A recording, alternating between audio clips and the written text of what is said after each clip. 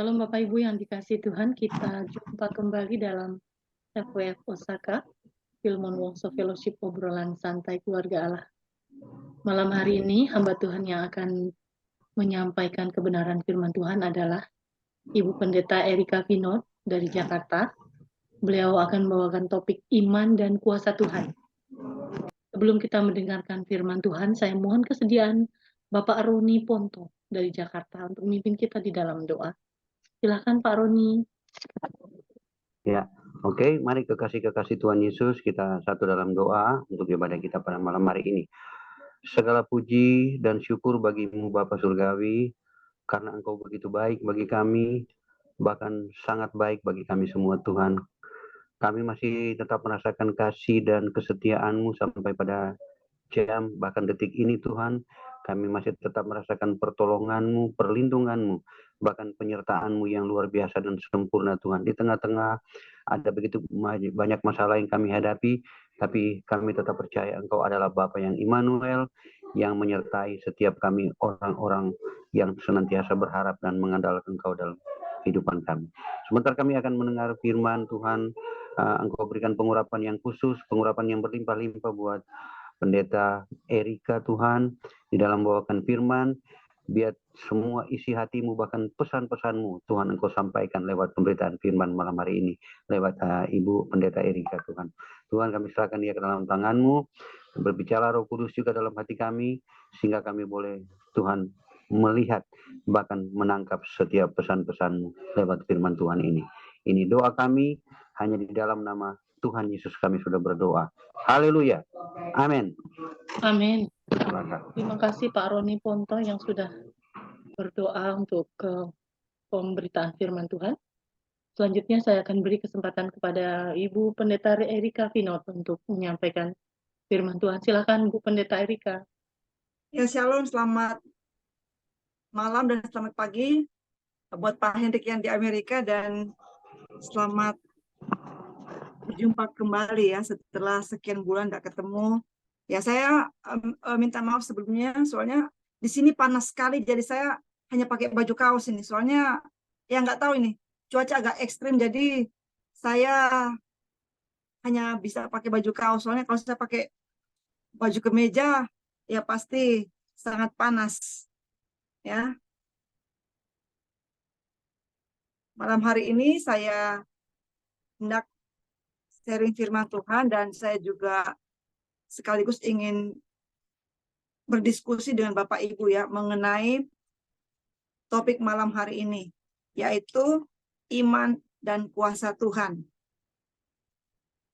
Kalau kita bicara atau mendengar mengenai kata iman, kita langsung berpikir di kitab Ibrani ya. Ibrani pasal 11 ayat 1. Ya. Mungkin Pak Roni bisa baca, Pak Roni? Ibrani 11 ayat 1.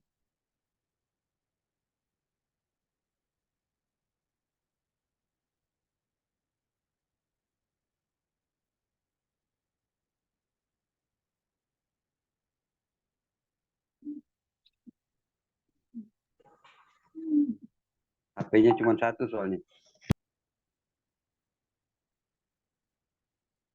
Saya baca ya Bu. Ya, ya silakan. Iman adalah dasar dari segala sesuatu yang kita harapkan dan bukti dari segala sesuatu yang tidak kita lihat. Amin.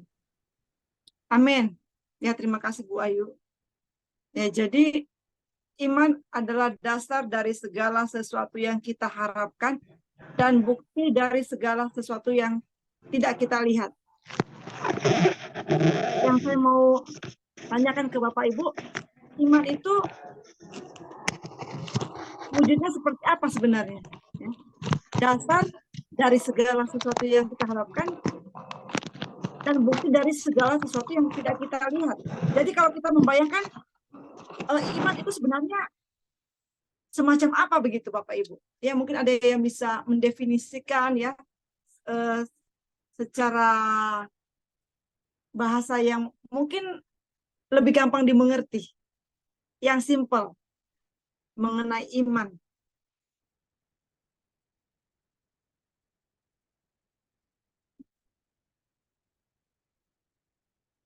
Ya, soalnya kalau ya kita hanya mengetahui pengertian iman, ya tapi kita tidak bisa menggambarkan itu seperti apa sih iman.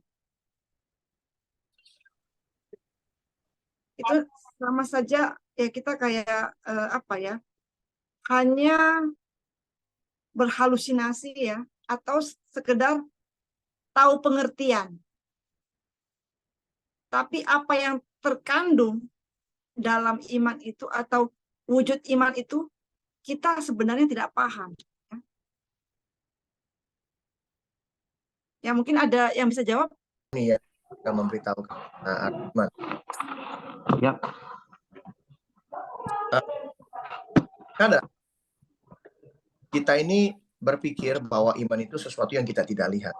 Lalu kita percaya.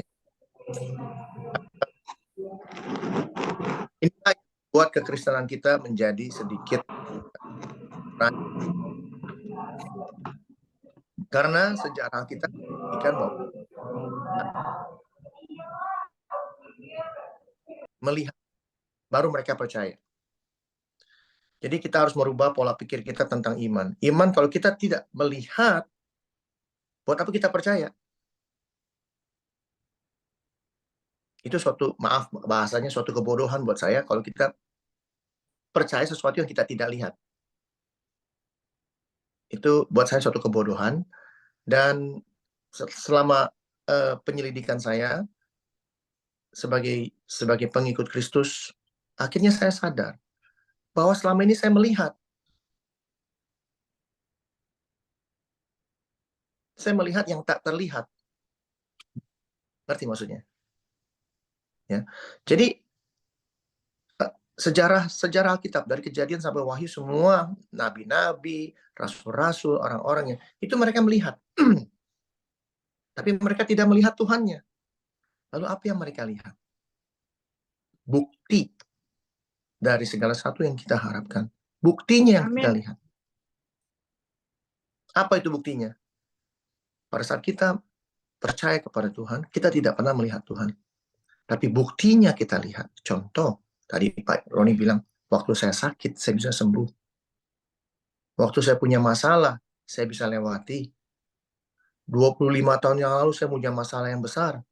Sekarang ingat pun sudah enggak. 10 tahun yang lalu saya juga punya masalah yang besar. Terlewati begitu saja. Penyertaan Tuhan ada di sana. Pekerjaan Tuhan ada di sana. Saya nggak pernah melihat Tuhan mengerjakannya, tidak pernah. Tapi saya melihat buktinya. Sampai detik hari ini saya bisa bernafas pun, itu bukti.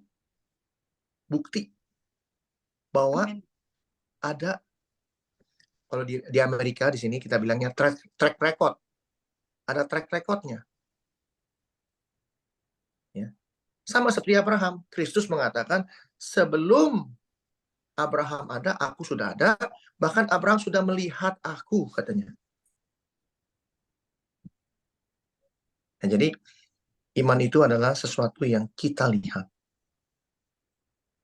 Kalau kita tidak pernah melihat karyanya Tuhan dalam hidup kita, bagaimana kita bisa percaya kepada Tuhan?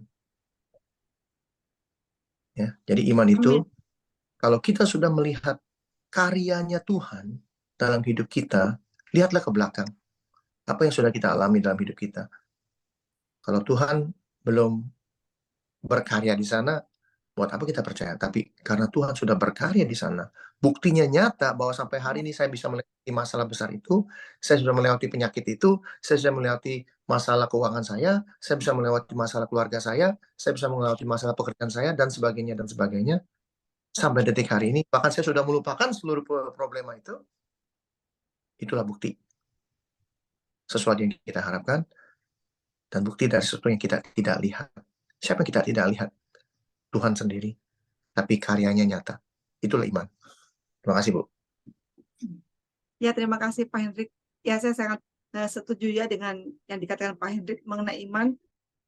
Ya, kalau ya kita tidak mengalami sendiri ya kita tidak melihat perbuatan Tuhan dalam hidup kita, bagaimana kita bisa percaya ya? Meskipun secara mata jasmani mungkin kita nggak melihat sosok Tuhan ya, tapi kita melihat perbuatannya, apa yang sudah kita lewati, apa yang sudah kita alami, bagaimana di saat kita mentok, kok tiba-tiba ada jalan gitu ya. Jadi ada sesuatu yang tidak terlihat oleh mata jasmani, tapi dia bekerja ya, dalam kehidupan kita hingga saat ini.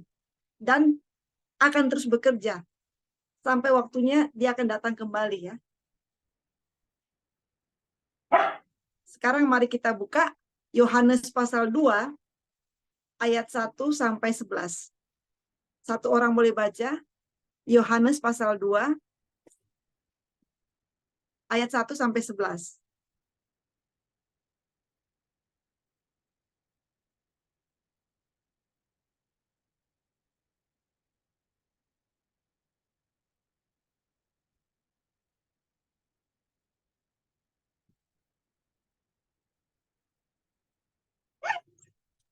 Yohanes 2 ayat 1 sampai 11.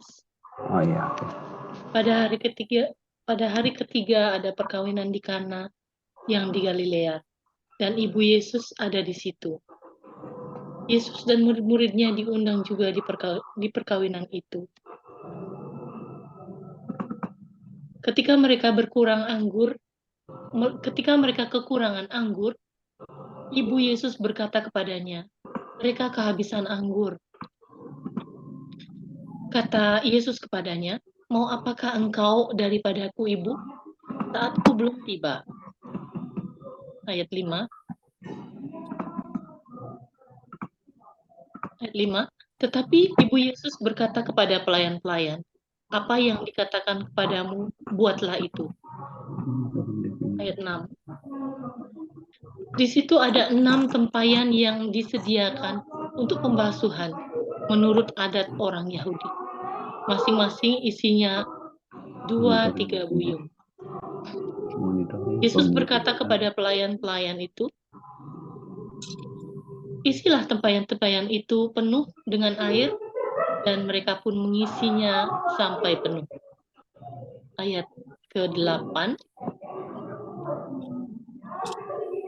Lalu kata Yesus kepada mereka, "Sekarang cedoklah dan bawalah kepada pemimpin pesta." Lalu mereka pun membawanya. Sampai ayat ke-11 ya, Bu ya? Iya. Ayat ke-9. Setelah pemimpin pesta itu mengecap air yang telah menjadi anggur itu, dan ia tidak tahu dari mana datangnya, tetapi pelayan-pelayan yang mencedok air itu mengetahuinya. Ia memanggil mempelai laki-laki. Ayat yang ke-10. Dan berkata kepadanya, setiap orang menghidangkan anggur yang baik. Setiap orang menghidangkan anggur yang baik dahulu, dan sesudah orang puas minum, barulah yang kurang baik. Akan tetapi engkau menyimpan anggur yang baik sampai sekarang. Ayat terakhir yang ke-11. Hal itu dibuat Yesus di Kana yang di Galilea sebagai yang pertama dari tanda-tandanya, dan dengan itu ia telah menyatakan kemuliaannya dan murid-muridnya percaya kepadanya. Amin. Terima kasih Bu Ayu. Ya Bapak Ibu. Firman Tuhan tadi sungguh luar biasa ya. Perikop ini mungkin dari zaman kita masih sekolah minggu sudah pernah kita dengar ya. Cerita mengenai perjamuan di Kana ini. Ya tapi ketika kita merenungkan firman Tuhan, ada hal-hal yang baru yang Tuhan bisa singkapkan kepada kita. Hal-hal yang mungkin bagi kita, loh kok ini baru. Sepertinya baru Tuhan singkapkan. Padahal sudah sering kita baca ayat ini Bapak Ibu. Saya ketika di WA Bu Ayu, ya terus terang saya sebenarnya hampir lupa bahwa saya yang bertugas ya. Saya bilang, ya Tuhan, apa temanya gitu kan. Saya berdoa, ya tiba-tiba Tuhan ingatkan mengenai iman dan kuasanya. Saya bilang, aduh itu kan sudah sering dibahas. Ya tapi Tuhan membukakan sesuatu yang membuat saya jadi excited. Ya oke Tuhan, saya juga sudah mendapatkan hal ini dan saya juga pengen berbagi ya dengan hal ini, dan saya juga pengen masukan dari hamba-hamba Tuhan yang lain mengenai perikop malam hari ini. Ketika Maria diundang, Yesus juga diundang ya.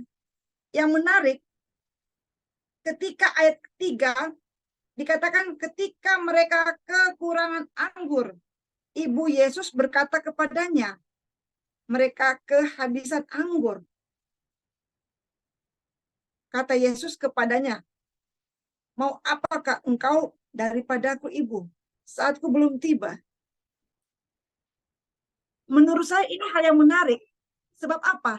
Yesus itu tamu, ya. Maria juga tamu. Sebenarnya tidak ada kepentingan mereka dalam hal kekurangan makanan atau anggur dalam pesta itu.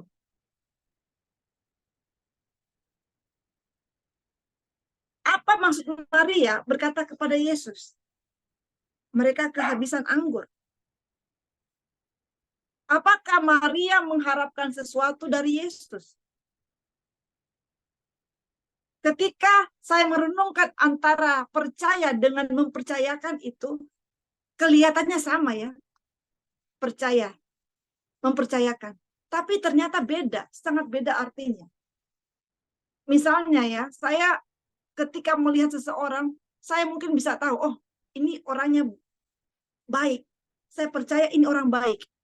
Tapi belum tentu saya mau mempercayakan sesuatu yang penting kepada orang tersebut. Meskipun saya percaya ia baik.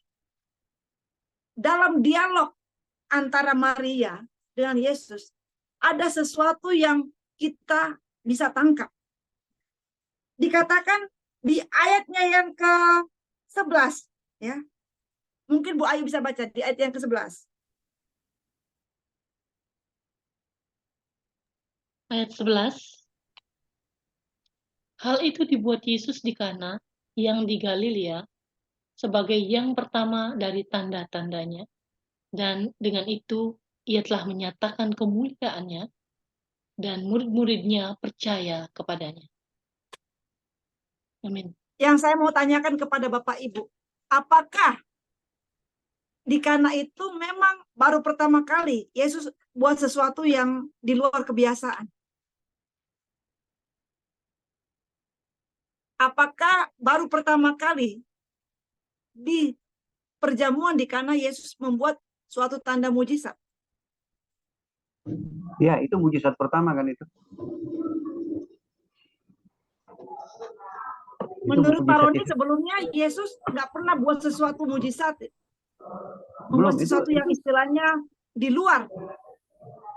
Nah, justru itu mujizat yang pertama yang dilakukan adalah air jadi anggur, yaitu di Kana itu. Itu mujizat pertama dalam pelayanannya. Bahkan dia bilang ke ibunya Maria kan bahwa belum waktunya sebenarnya. Iya kan, sebenarnya belum saatnya. Pertanyaan saya, apakah sebelum waktu hari itu Yesus tidak pernah melakukan sesuatu yang menurut orang, loh kok dia bisa lakukan itu? Apakah Yesus tidak pernah berbuat sesuatu yang istilahnya di luar kesanggupan manusia? Ya, kalau dia berkhotbah di sinagoga segala macam, dia menjelaskan arti hukum Taurat segala, ya itu dia sering lakukan. Kalau itu kategorinya mujizat ya bisa aja. Karena kan nggak mungkin satu orang anak kecil umur sekian tahun yang bisa menjelaskan. Sampai kan ahli Taurat kan terheran-heran kan waktu dia dari sinagoga dia mengajar dengan segala gitu. Nah, tapi selain itu apa ya? Yang saya nggak melihat mujizat yang lain yang dikategorikan sebagai mujizat yang ini ya, yang dia lakukan ketika memang dia udah masuk dalam pelayanan. Begitu. Ya soalnya kalau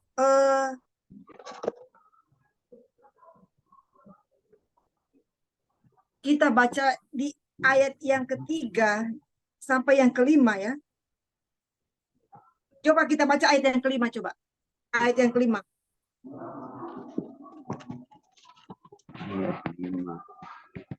Ayat 5.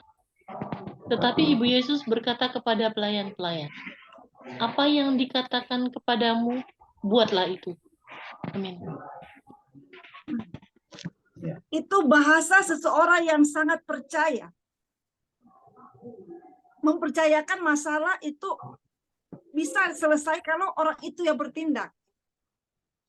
Jadi kalau pendapat saya secara pribadi ya, Yesus pasti melakukan hal-hal sebelum-sebelumnya yang akhirnya membuat Maria tahu bahwa wah ini benar adalah manusia yang istilahnya bukan sembarang orang gitu. Jadi Maria seperti tadi yang Pak Hendrik jelaskan ya, mengenai iman itu setelah kita melihat hal-hal yang wah ya benar ya, itu bisa begini dan begitu. Itu kalau bukan Tuhan nggak mungkin begitu. Jadi saya percaya Maria berani ngomong kayak begitu. Itu dia mempertaruhkan harga dirinya loh, mempertaruhkan nama baiknya, mempertaruhkan nama anak dan keluarganya. Dia ngomong ke orang-orang, apa yang dikatakan kepadamu, buatlah itu. Kalau dia tidak yakin, dia nggak akan ngomong seperti itu. Ya kalau dia cuma menganggap, itu Yesus hanya manusia biasa. Dia nggak akan berani ngomong begitu kepada orang-orang ini. Ini di pesta ya, bukan hanya sekedar 2 orang, 3 orang, ini banyak orang. Ya. Kenapa dia bisa begitu yakin Yesus bisa melakukan hal itu? Kalau dia tidak pernah melihat hal-hal yang luar biasa sebelumnya. Ya ini pendapat saya. Dia yakin lah, itu kan dia dapat pernyataan dari malaikat bahwa Yesus itu siapa, kan dia yakin dong. Pasti dia yakin dia ibunya. Kan dia tahu itu kan dia bilang memang dia dilahirkan bukan karena hubungan sebagai manusia, hubungan yang ini, tetapi dia dilahirkan itu karena memang pekerjaan Roh Kudus. Jadi ya pasti Maria sebagai mamanya tahu persis siapa dia. Gitu. Ya pasti dia yakin lah. Coba Pak Roni buka Yohanes 21 ayat 25 coba. Yohanes 21 ayat 25 coba. Bu Ayu mungkin coba buka. Ya. Yohanes 21 ayat 25.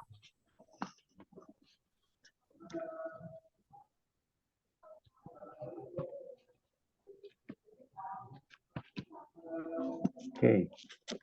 Ini ada masih banyak hal-hal lain lagi yang diperbuat oleh Yesus.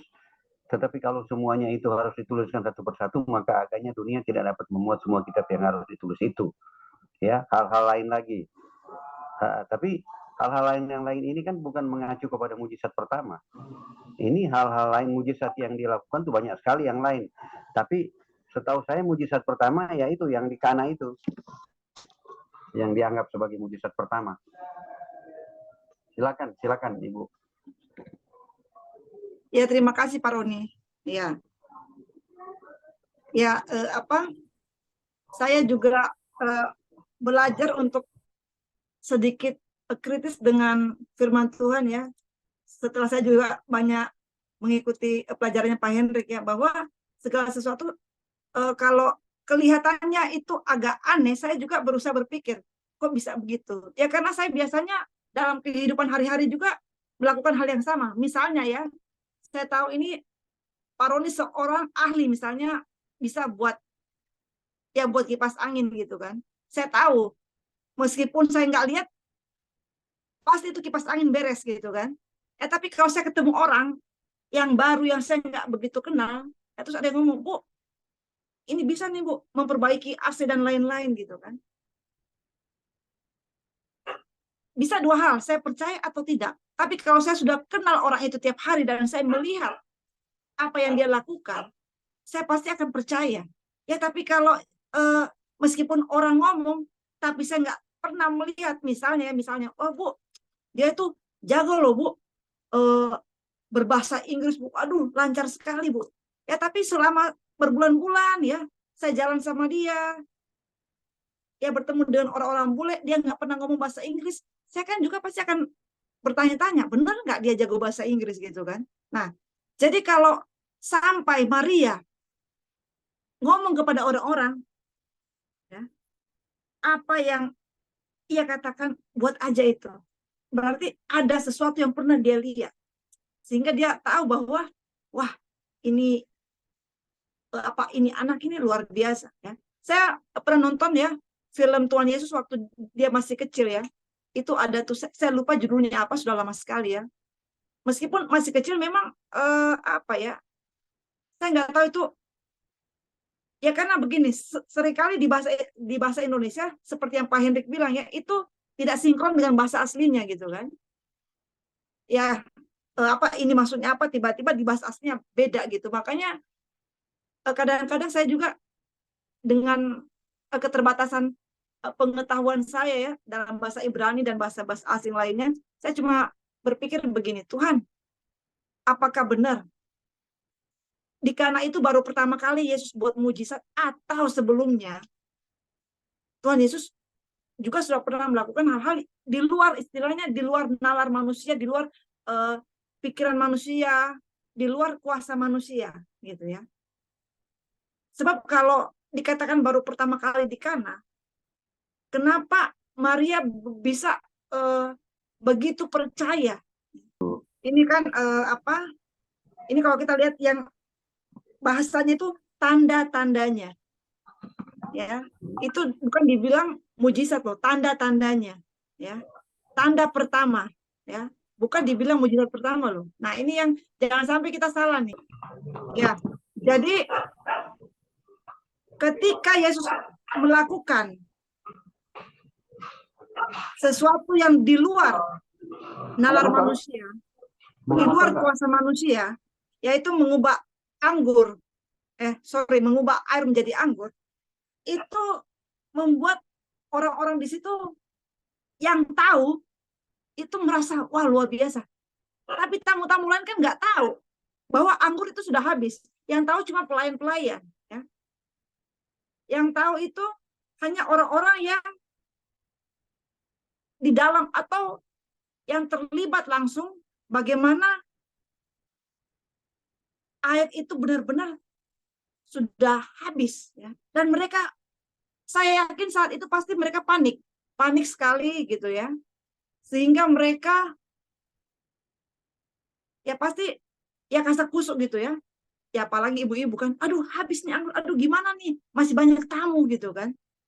Nah, Maria yang mendengar hal itu, dia tidak tanya kepada tuan rumah, kok bisa habis? Enggak, yang dia cari itu Yesus.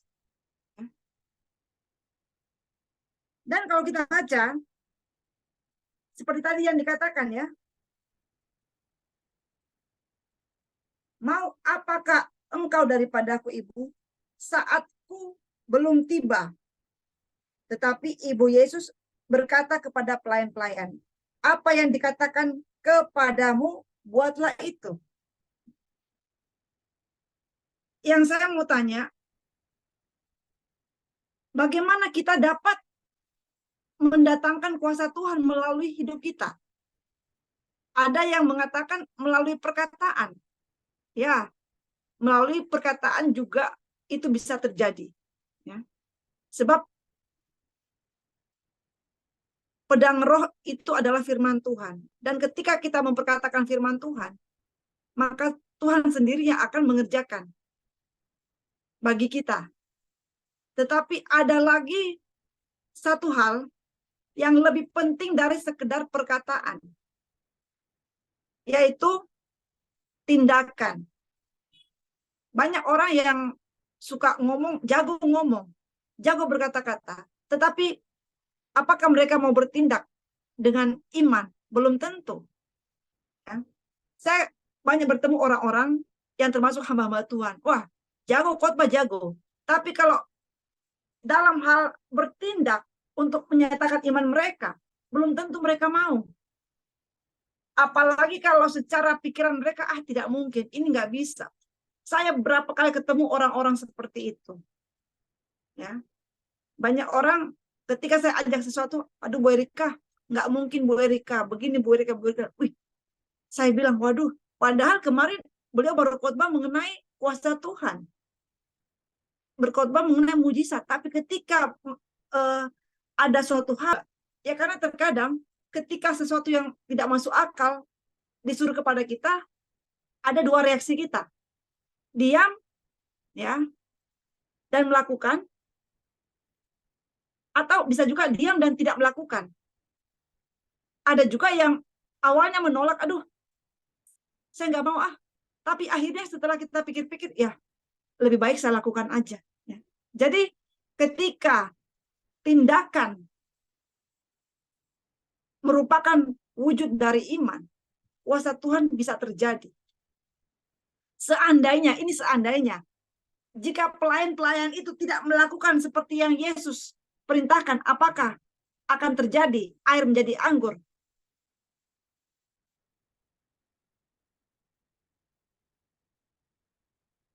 Segala sesuatu yang terjadi dalam kehidupan kita harus dibarengi dengan ketaatan, dibarengi dengan perbuatan kita. Kita tidak bisa hanya sekedar berkata-kata. Tapi kita juga harus berani untuk bertindak sesuai dengan kata-kata kita.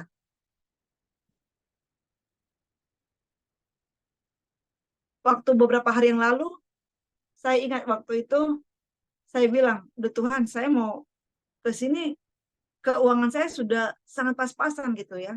Cuma saya berani aja bertindak, udah, saya jalan aja deh." Gitu kan. Saya nggak tahu bagaimana Tuhan baliknya, yang jelas saya mau melangkah aja. Tiba-tiba Tuhan bekerja di luar pikiran saya. Gitu kan. Jadi ketika saya lebih memilih melangkah, ya tanpa saya protes atau ya tanpa saya bersungut-sungut, Tuhan bisa buka jalan di luar nalar saya, di luar pikiran saya. Justru ketika saya hitung-hitungan ya, ini pasti bisa nih, ini begini dan begitu. Tiba-tiba itu mentok sama sekali. Jadi ada hal-hal yang bagi kita mungkin kelihatannya, aduh kok begini ya Tuhan. Tapi ketika kita melangkah dalam tuntunan Roh Kudus, kita akan melihat hal-hal yang bagi kita, wow, luar biasa Tuhan kita ya. Jadi bagaimana mendatangkan kuasa Tuhan dalam hidup kita, bukan cuma dalam hal perkataan saja, tapi juga harus dalam hal tindakan. Maria, dia bukan cuma ngomong kepada Yesus, tapi dia bertindak dengan meminta orang-orang untuk melakukan apa yang dikatakan oleh Yesus. Itu adalah suatu tindakan iman. Kalau Maria tidak punya iman, dia tidak akan mungkin meminta pelayan-pelayan itu datang kepada Yesus. Jadi, tindakan iman itu seringkali mengambil resiko. Mengambil resiko yang tidak mudah. Banyak orang lebih takut mengambil resiko. Sebab apa? Jangan-jangan kalau saya bilang begini, ntar ya nggak kejadian lagi. Misalnya, maaf ya, kalau ada orang sakit, mereka lebih suka apa? Mendoakan rame-rame. Ya.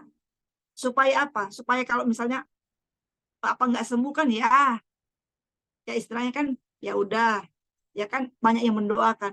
Ya tapi kalau mendoakan sendiri dan nggak sembuh kan malu dia kan sebagai hamba Tuhan. Jadi banyak hal-hal yang lebih suka cari aman daripada berani melangkah. Dalam kehidupan kita harus belajar dari Maria.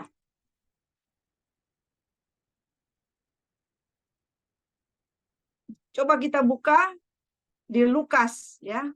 Lukas pasal 1 ayat 38. Lukas 1 ayat 38, kata Maria, "Sesungguhnya aku ini adalah hamba Tuhan. Jadilah padaku menurut perkataanmu itu." Lalu malaikat itu meninggalkan dia. Amin. Jadi bagaimana untuk hidup dalam iman itu bukan sekedar kita percaya dengan kuasa Tuhan, tapi kita juga harus siap untuk menaati, menuruti perkataan Tuhan, meskipun secara daging itu tidak enak. Secara daging kita merasa, aduh, kok begini ya hidup ini Tuhan. Saya berusaha berbuat baik, kok malah begini ya. Ya kalau kita lihat kehidupan Maria kan, Dia itu dipilih dari sekian banyak wanita. Ya karena Tuhan melihat kriteria yang luar biasa dalam diri Maria. Emangnya enak ketika malaikat datang dan berkata kepada Maria bahwa dia akan mengandung? Jangan kita pikir, wow, senang dong. Ya kan melahirkan Yesus. Orang akan sebagian besar akan berpikir begitu, tapi mereka tidak memikirkan psikologi Maria. Dia itu istilahnya wanita baik-baik, ya. Yang di pandangan banyak orang dia itu nggak mungkin lah berbuat yang aneh-aneh atau melakukan hal yang cabul seperti itu kan. Dan tiba-tiba dia hamil. Apa kata dunia? Apa kata orang-orang sekitarnya? Itu tidak mudah. Ketika kita berusaha melakukan hal yang baik, ketika kita berusaha melakukan hal yang benar, sesuai dengan perintah Tuhan, dan tiba-tiba ada tawaran-tawaran seperti ini. Ada kehendak Tuhan yang seperti ini. Apakah kita berkata, Tuhan, jauhkan Tuhan. Saya nggak mau. Saya belum siap. Saya nggak sanggup. Ataukah kita akan seperti Maria? Sesungguhnya aku ini adalah hamba Tuhan. Jadilah padaku menurut perkataanmu itu. Lalu malaikat itu meninggalkan dia. Tidak gampang Bapak Ibu. Ketika kita berkata, saya ini hidup oleh iman. Tidak semudah itu. Iman bukan sesuatu yang artinya kita bisa melakukan hal-hal yang spektakuler, ya. Hal-hal yang istilahnya akan mencengangkan orang lain, ya, seperti yang dilakukan misalnya membuat hal yang tidak mungkin jadi mungkin begitu. Bukan cuma sekedar itu. Iman juga dituntut dalam ketaatan yang benar-benar sampai daging kita sudah nggak bisa berontak lagi. Meskipun pengen kita berontak, ya. Seperti film yang belakangan ini agak heboh, ya. Only His Son itu, ya. Mengenai Abraham dan Ishak, ya. Tidak gampang bagi Abraham untuk menyembeli anaknya. Ya pasti ada pertentangan dalam batinnya. Tapi karena ketaatan, meskipun itu sangat sakit, dia memilih untuk taat. Dia memilih untuk tetap berjalan melakukan kehendak Tuhan. Jadi iman bukan sekedar ketika kita melihat hal-hal yang menurut kita, wah ini sepertinya nggak mungkin. Tapi saya percaya dalam Yesus pasti bisa. Seperti Pak Roni tadi bilang. Saya meskipun sakit, saya percaya saya sembuh. Seandainya tidak ada perubahan atau mungkin malah lebih parah, apakah iman akan tetap ada atau akan pudar? Tuhan tahu keterbatasan setiap manusia. Ya. Nggak semua orang siap untuk melihat kenyataan ketika doanya seolah-olah tidak dijawab Tuhan. Padahal sebenarnya bisa dikatakan itu menurut penilaian dia. Ya. Ketika Yesus harus memikul salib dan harus mati di kayu salib, kenapa tidak ada mujizat?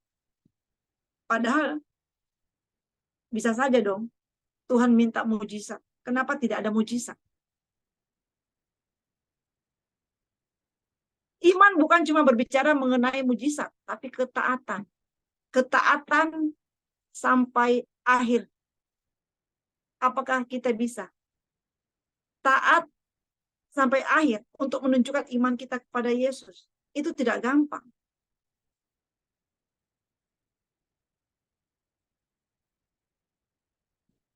Coba buka Lukas 18 ayat 8.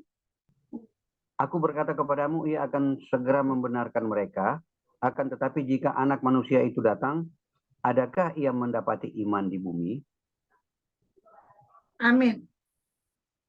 Nah, adakah aku mendapati iman di bumi ini? Ya? Adakah Tuhan Yesus mendapat iman di bumi ini?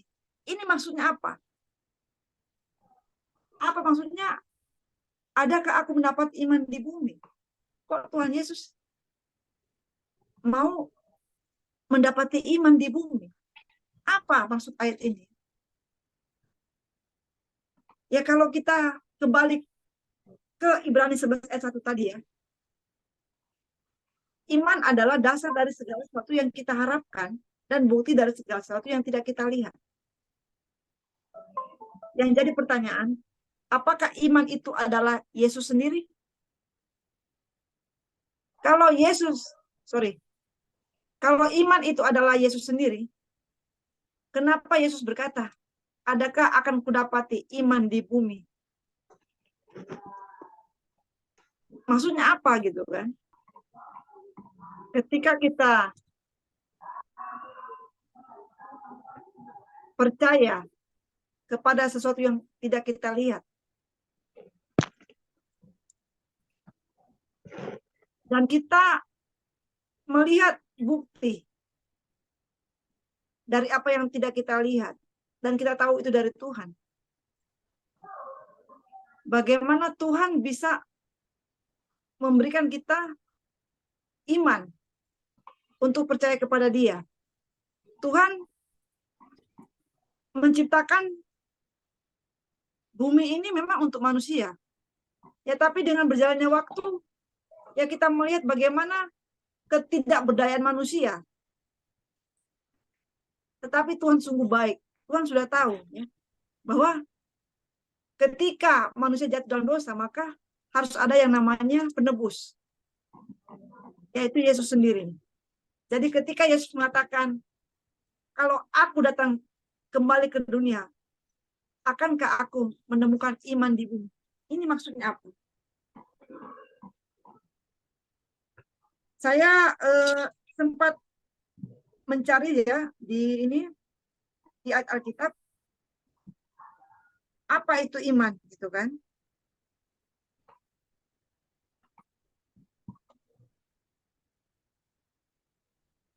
Ya, ketika kita berbicara mengenai iman, itu bukan sesuatu yang omong kosong. Itu sesuatu yang benar-benar nyata ya. Iman itu lahir dari pendengaran akan firman Tuhan. Ya, ketika kita mempercayai firman Tuhan, iman itu bisa timbul. Iman itu bisa, meskipun hanya sekecil biji sesawi, tapi dia bisa melakukan hal-hal yang besar. Jangan kita menganggap bahwa ketika kita sudah memiliki banyak pengetahuan, itu sudah cukup. Belum tentu. Kalau kita tidak memahami betul apa itu iman, kehidupan kita tidak akan punya landasan yang kuat. Ya, karena dalam hidup ini kita harus punya landasan yang kuat untuk hidup menurut ketetapan yang Tuhan berikan kepada kita.